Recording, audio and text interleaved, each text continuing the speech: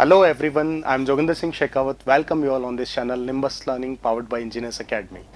आज के इस वीडियो में मैं लेके आए एक इंटरेस्टिंग फैक्ट जिसे अपन डेली लाइफ में हमेशा देखते हैं और उसके बारे में सोचते जरूर है कि ये क्यों होता है। मैं बात कर रहा हूँ किसकी, 3 पिन प्लग या 3 पिन सॉकेट की।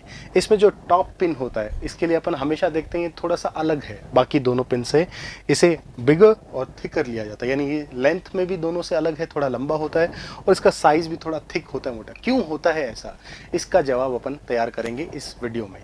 क्यों इसे मोटा और आप कह सकते हैं लंबा इस तरह से लिया जाता है। दूसरा ये कि 3 पिन क्यों रिक्वायर्ड है। जब आपका काम करंट का फ्लो इन आउट आपके 2 पिन से अगर हो जाता है, 2 टर्मिनल से हो जाता है, तो क्या रिक्वायरमेंट है इसके पीछे, ये भी अपन कह सकते हैं। क्यों ये 3 पिन ली जाती है, 3rd पिन अगर ली जाती है तो उसके पीछे क्या लॉजिक है और क्या वो आपके लिए हेल्पफुल होता है। इसके साथ ही हम ये भी डिस्कस करेंगे कि फेज, न्यूट्रल, अर्थ, इन तीनों का क्या सिग्निफिकेंस है किसी वायरिंग में एक 3 पिन सॉकेट या 3 पिन सप्लाई के लिए। और सबसे खास, ये बिजली का झटका कब लगता है, सब बड़ा डर लगता है। और अभी तो बारिश का सीजन आने वाला है, तो मान के चलिए अक्सर किसी कूलर को टच करते हुए करंट आ जाता है, कभी गेट में करंट आ जाता है। क्यों होता है ऐसा, इसके पीछे क्या कारण है, इसको भी अपन समझने की कोशिश करेंगे।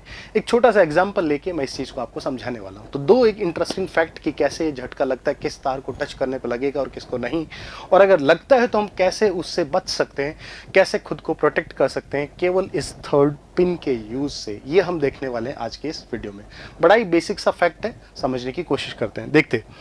देखिएगा, सबसे पहले अगर मैं कहूं तो आप सिंपली अगर अपन कहें किसी 3 पिन प्लग में जो 2 नीचे आपके पास बॉटम पिन्स दिख रहे हैं, लेफ्ट और राइट, इनमें से एक आपके लाइव कंडक्टर्स के लिए होता है, इसे अपन फेज कहते हैं और अक्सर इसे अपन रेड आप मार्क करके देखते हैं, हमेशा रेड कलर यूज किया जाता है। एक आपके पास ब्लैक कंडक्टर दिखता है आपको 2 वायर सिस्टम के अंदर, वो अपना एक न्यूट्रल कंडक्टर होता है, जिसे अपन फेज और न्यूट्रल बोल रहे हैं। 3rd वन जिसे अपन अर्थ या फिर आप कह सकते हैं ग्राउंड के लिए डिजाइन करते हैं, उसकी बात बाद में करेंगे। ये जो फेज और न्यूट्रल है, इनका क्या यूज है, अगर अपन इनको केवल समझे कि फेज न्यूट्रल का क्या लॉजिक है, तो आप सिंपली कहते हैं किसी पोल से अगर हम इलेक्ट्रिसिटी के आने या जाने की बात करें तो सिंपल ये बोला जाता है अक्सर कि भाई एक वायर से करंट आता है और दूसरे वायर से करंट क्या करता है, अपने सर्किट पूरा करता है, एंटर और लीव करता है। तो सिंपल रिटर्न कंडक्टर की तरह न्यूट्रल काम करता है। अगर ऐसा हम बात करते हैं तो केवल यूनिडायरेक्शनल करंट के फ्लो पर ही अपन समझ सकते हैं, लेकिन हम तो यहाँ बाई डायरेक्शनल की बात करते हैं, यानी हम बात कर रहे हैं, हम जिससे गो थ्रू होते हैं वो है एसी। एसी अपन जानते हैं कि करंट की डायरेक्शन लगातार बदलती रहती है, तो उसमें तो ये चीज काम नहीं करेगी कि भाई इस तरफ से करंट आता है और इस तरफ से करंट, आप कहते हैं जब वापस से रिटर्न अगर ये होगा तो फिर तो ये बात ही गलत होगी कि भाई केवल ये बोला जाए कि 2 तार हैं, एक से करंट आता है और दूसरे से आता है। नहीं, ये बदलते रहते हैं, इसी में एक पॉजिटिव और एक नेगेटिव रेफरेंस में आपका बदलता रहता है। तो इसको कैसे समझा जाए, तो हमेशा हम कहते हैं करंट फ्लो करता है क्योंकि उन दोनों के बीच में पोटेंशियल डिफरेंस होता है। अब न्यूट्रल जो है बेसिकली, उसके लिए हमेशा अपन कहते हैं कि न्यूट्रल का पोटेंशियल जो है वो कितना ले लिया जाता है, ग्राउंड पोटेंशियल के बराबर। आइडियली कहा जाए तो 0 वोल्ट, प्रैक्टिकल सिस्टम में ये 0 नहीं होता बट फ्यू वोल्टेज होगा। आइडियली अपन कहते हैं ग्राउंड के बराबर, यानी कि 0 वोल्ट बोल देते हैं। जो लाइव कंडक्टर है जो कि एक हाई वोल्टेज पर होता है, इंडियन सप्लाई सिस्टम की बात करो तो इसे 220-230 वोल्ट अपन आइडियली कहते हैं कि 220 या 230 वोल्ट जो एक सिंगल फेज वोल्टेज माना जाता है, इसे अपन लेते हैं। तो 230 volt single phase domestic consumer इसी पर काम करता है। हम एक खंबे से क्या मिलता है, पोल से हमें एक फेज और एक आप कह सकते हैं न्यूट्रल वायर मिलता है, जिससे सप्लाई कनेक्ट कर देते हैं। तो सिंपल एक सप्लाई सिस्टम से कनेक्टेड है। तो ये तो चीज समझ में आ गई होगी कि भाई प्लस और माइनस वाला खेल क्या है। देखिए ध्यान से, जब मैं दोनों फ्लो की बात कर रहा हूं तो आप कहते हैं जब पॉजिटिव साइकिल होता है एसी का, उसमें ये 220 वोल्ट पर है और इसका वोल्टेज 0 है, तो करंट का जो फ्लो होगा वो कुछ इस तरह से होगा। ये आपके करंट का पाथ हो गया, करंट एंटर करता है और लीव करता है, एक क्लोज्ड पाथ बन गया।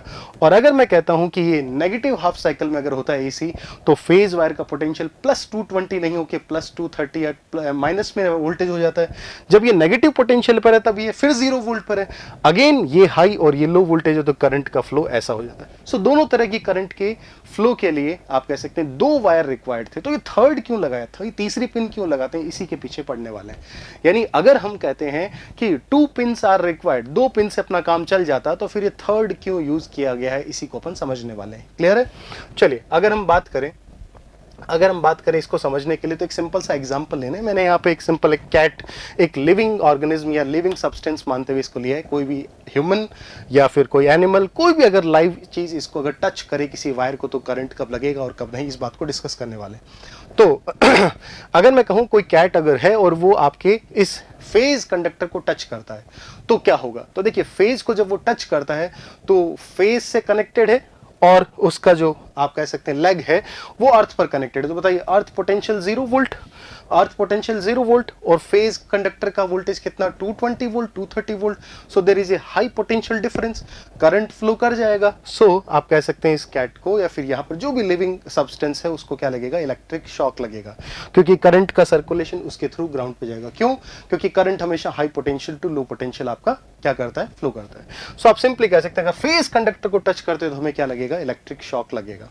नाउ अगर मैं बात करूं कि अगर यही कैट या कोई लिविंग सब्सटेंस अगर आपके इस न्यूट्रल कंडक्टर को टच करे तो क्या होगा। अगर हम न्यूट्रल वायर को, देखिए दोनों कंडक्टर को टच करने की बात मैं तब कर रहा हूं जब इनका इंसुलेशन फेलियर हो गया है, जब इन पे लगा इंसुलेशन आपका ब्रेकडाउन हो चुका तब की बात है। अगर मैं न्यूट्रल को टच करता हूं तो न्यूट्रल टच करने पर आप कहेंगे हमेशा हमें करंट या तो महसूस नहीं होता है या न के बराबर। अगर आइडियल सिचुएशन है तो न्यूट्रल का वोल्टेज 0 वोल्ट, अर्थ का वोल्टेज 0 वोल्ट, तो कोई करंट फ्लो नहीं करेगा। अगर प्रैक्टिकल भी मान लूं तो बहुत कम पोटेंशियल डिफरेंस के कारण न के बराबर करंट अपने को मिलता है। इसका एग्जांपल आप देख सकते हैं, हर जगह 3 पिन सॉकेट थोड़ी होते बेटा, हर जगह नहीं होते हैं। क्यों? क्योंकि 2 पिन अगर अपन यूज कर रहे हैं, जैसे मोबाइल चार्जर है, डीसी वगैरह में अपन देखते हैं, तो वहां पर बहुत कम अमाउंट का करंट अपने को लगेगा अगर कभी इस तरह से आपकी लीकेज हो। ठीक है, इसलिए अपन कह सकते हैं कि लाइव को टच करने पर करंट हाई और इसमें न के बराबर अपने को महसूस होगा जब इंसुलेशन फेलियर हो। चलिए अब एक एग्जांपल लेते हैं कि भाई अगर हम किसी इलेक्ट्रिकल अप्लायंस को टच करें तो क्या हो, जैसे कूलर की बॉडी हो गया या फिर फ्रिज हो गया, कोई भी आपके कंडक्टिंग पार्ट जब अपन टच करते हैं, जैसे मान लीजिए एक माइक्रोवेव है जिसे सप्लाई से कनेक्ट किया गया है, ठीक है, इलेक्ट्रिकल अप्लायंस से सप्लाई से कनेक्टेड है। अगर आपने उसकी बॉडी को टच किया तो नॉर्मली अपन नॉर्मल टच करते हैं, हमें कोई करंट नहीं लगता है। बट अगर मैंने उसकी बॉडी को टच किया और मुझे करंट लग रहा है, मुझे इलेक्ट्रिक शॉक लग रहा है, झटका लग रहा है, तो क्यों लग रहा है और कैसे बच सकते हैं, इसी को देखना है। तो क्यों लग रहा है और कैसे बच सकते हैं, अगर इसकी बात करें तो आप कहेंगे अगर नॉर्मल कंडीशन में है, सब कुछ हेल्दी कंडीशन है, तो कोई झटका नहीं लगता है क्योंकि आप बॉडी टच कर रहे हैं, हम किसी फेज कंडक्टर को तो टच नहीं कर रहे हैं। बट अगर इसका यहां से देखिए इंसुलेशन अगर कहीं से खराब हो, अगर लाइव कंडक्टर किसी बॉडी पार्ट को टच करा और ये मेटल का बना है तो क्या होगा भाई, अगर मेटल का बना है तो बॉडी पर भी वही 220 वोल्ट 230 वोल्ट आ गया और फिर से एक तरह से लाइव वायर को छूने जैसा है, यहां से यहां के बीच में पोटेंशियल डिफरेंस एक बनेगा और करंट फ्लो कर जाएगा, यानी आपको एक शॉक लगेगा। आप जिसे बोलते हैं कि करंट आता है, किसी चीज को टच करते हो तो करंट क्यों आता है, क्योंकि उसकी बॉडी पर वो अर्थ करंट के थ्रू एक तरह से लीक कर रहा है, ये करंट कह सकते हैं। अब अगर मैं कहूं कि अगर ऐसा है तो अपने को करंट महसूस होता है अगर हमने कोई भी अर्थिंग या ग्राउंडिंग प्रोवाइड नहीं कर रखी है। अब वो क्यों की जाती है, वो थर्ड पिन इसी वजह से होता है। देखिए जरा, अगर हम इस सिचुएशन को अवॉइड करना चाहते हैं कि बॉडी पार्ट को टच करने पे करंट आए, तो अपन कहते हैं क्यों न हम वायरिंग में ये जो तो आपका 3 पिन है उसमें जो टॉप पिन है उसे आपने ग्रीन से दिखाया, जो कि आपके अर्थ कनेक्शन को बताता है, एक सॉलिड ग्राउंडिंग या अर्थिंग प्रोवाइड की जाती है वायरिंग में, जिसके थ्रू अगर ये कनेक्टेड है और अगर आप पिन को कनेक्ट करते हैं तो अर्थ जो है, बॉडी का जो अर्थ वायर है, वायर का जो आपका पार्ट है वो सीधा अर्थ पोटेंशियल पे हो जाता है। तो सिंपली आप कहेंगे प्रॉपर अर्थिंग के साथ ये इक्विपमेंट कनेक्टेड है थर्ड पिन के थ्रू। अब अगर अपन कहें ऐसी सिचुएशन फिर से आए कि जैसे ही हम प्लग इन करें, आपका अप्लायंस करंट ले रहा है और हमने उसकी बॉडी को टच किया तो हमें करंट महसूस नहीं होगा इस बार। क्यों? अगर हमने प्रॉपर अर्थिंग कर रखी है, सॉलिड ग्राउंडिंग कर रखी है, क्योंकि इस बार मेटेलिक पार्ट पे करंट नहीं है, बिल्कुल है, लेकिन क्यों नहीं लगता है करंट, झटका क्यों नहीं लगता है, क्योंकि इस बार करंट के पास 2 पाथ हैं। एक आपके इस लिविंग ऑर्गेनिज्म से आप कह सकते हैं किसी ह्यूमन या फिर किसी कैट जो यहाँ पे शो की गई, इसके थ्रू आपके high potential to low potential एक पाथ बनेगी, और दूसरा इस अर्थ वायर जो आपने प्रोवाइड कर रखा है उसके थ्रू ग्राउंड में चला जाए। तो आप कह सकते हैं किसी भी इस वायर का रेजिस्टेंस जो है वो लो होता है किसी भी लिविंग सब्सटेंस के भी हाफ पे। तो आप कह सकते हैं कोई भी ह्यूमन अगर हो तो उसका रेजिस्टेंस कितना होता है, एक अगर मैं कहूं मेरा रेजिस्टेंस, अगर ह्यूमन बॉडी का रेजिस्टेंस की बात करूं तो 1 लाख से 5 लाख ओम तक होता है जब अपन बात करते हैं बिल्कुल ड्राई स्टेट में है। अगर वेट स्टेट में तो घटकर काफी कम हो जाता है, 1000-5000 ओम हो जाता है, बट फिर भी एक सफिशिएंट रेजिस्टेंस है उस इलेक्ट्रिक शॉक को, आप कह सकते हैं करंट को एक रेजिस्टेंस ऑफर करने के लिए। लेकिन अगर मैं इस वायर की बात करूं तो एक बहुत ही लो रेजिस्टेंस है जिसके थ्रू अगर फ्लो करेगा तो आप कहेंगे करंट हमेशा शॉर्टेस्ट पाथ को जाते हुए अर्थ में चला जाता है।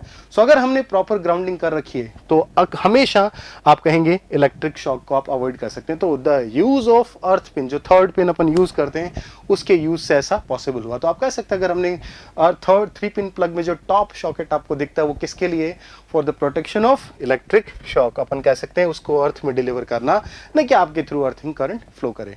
पहली चीज तो ये। एक दूसरा चीज अपन ये बोलते हैं, इसे क्यों, जैसा कि अपन ने शुरू में बोला कि इसे क्यों आप थिक, और आप कह सकते हैं क्यों इसे थिकर बनाया जाता है और क्यों इसे बिगर या लॉन्गर बनाया जाता है, और डिजाइन क्यों है, वो इसलिए भी देखिए, इसके पीछे भी एक लॉजिक है। अपन कह सकते हैं कि जो भी आपका थर्ड पिन है, जब हम प्लग कनेक्ट करते हैं तो सबसे पहले कनेक्ट कौन होना चाहिए, अर्थ।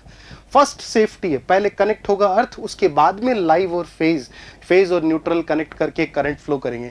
सो पहले सेफ्टी इंश्योर करता है कि हाँ भाई सब सेफ है, उसके बाद करंट फ्लो करता है उस अप्लायंस में।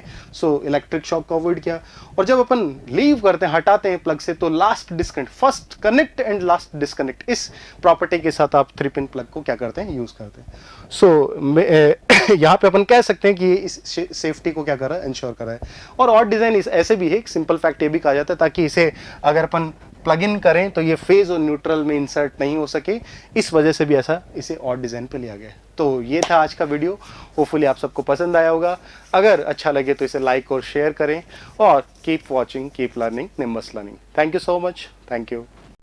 If you really like the video, please hit the like button, share the video, subscribe to our YouTube channel and press the bell icon for the latest updates. Thank you.